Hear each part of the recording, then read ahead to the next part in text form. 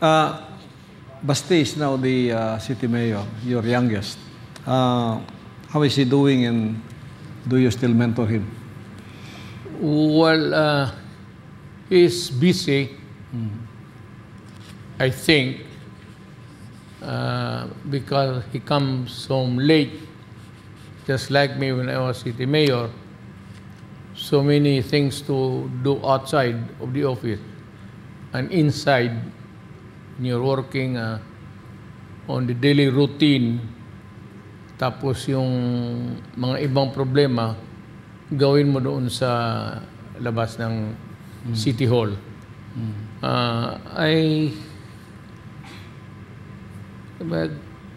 That 2 months ago, nag-usap kami, at tinikita ko naman ang just called his attention na yung may mga ibang streets sa Davao madilim, kailangan mo ilawan para at least a well-lighted environment discourages crime. So, Mayor, maswerte yung sumusunod na mga mayor dito sa Davao.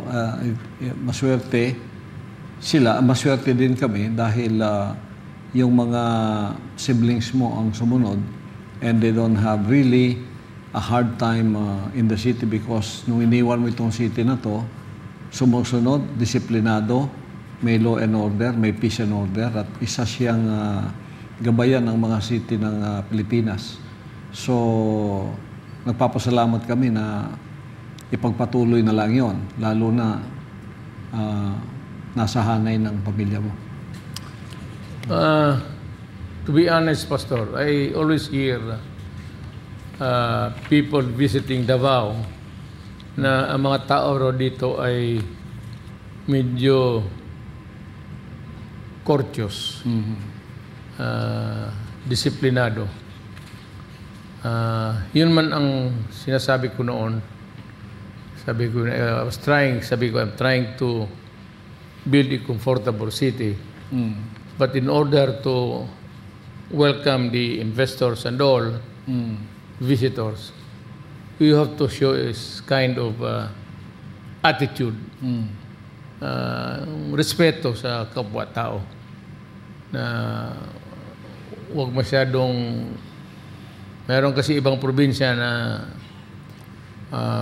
pag hindi ka taga roon, parang they adapt the hostile attitude, parang ganon. Wala dito sa Davao yan. We welcome all visitors. And I see that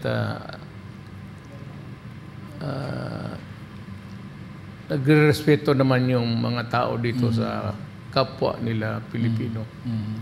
And I'm happy with what I have originally conceived to be what should be the proper attitude of the community vis-a-vis with the visitors and foreigners coming in.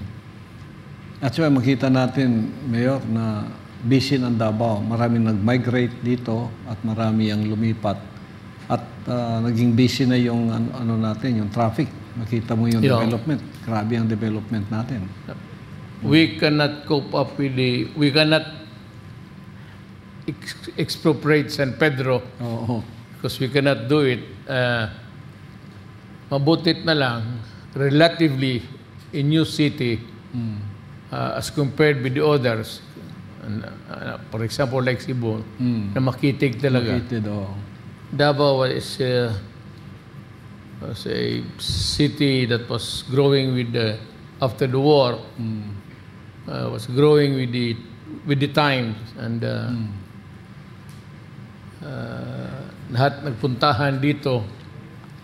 Actually, Pastor, I think that Davao City, what you see now, is the handiwork of the migrants. Yes. Yung nagpunta dito noon, who came to settle down. Because, there is no such thing as a original Visayan in Mindanao. If you are in Mindanao and your mother tongue is Bisaya, Cebuano, obviously, you come from Cebu. Yes. Oo. Na kung mga Ilonggo, Pampangueño, gaya ninyo. So, hindi tayo talaga Pampangueño na Mindanao. Yes. Oo. Dito na yung iba, well, our forefathers brought many of us dito sa Mindanao. Migrate for the greener pastures in life. Yun rin ang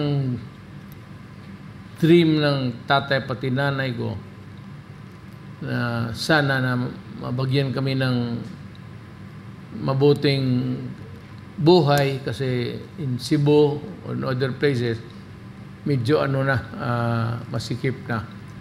There was too crowded and the opportunities were not really that many. So, ang Mindanao was a frontier land. Itong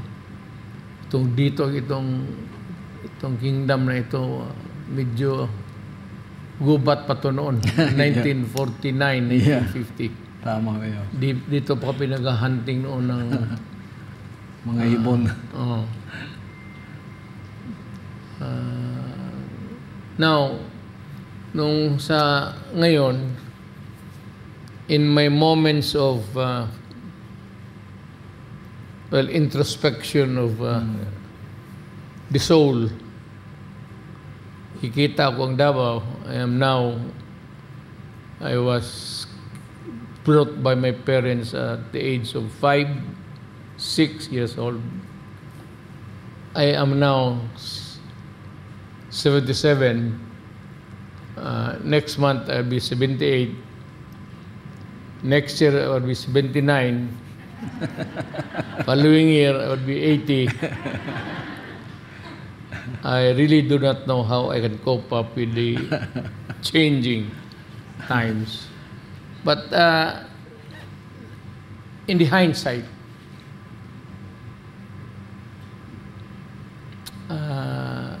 maligaya ako na nakita ko yung I was managing the affairs of the community, the city, for 23 years as mayor. Yes, ma'am. So nakita ko talaga yung resulta ng trabaho ko.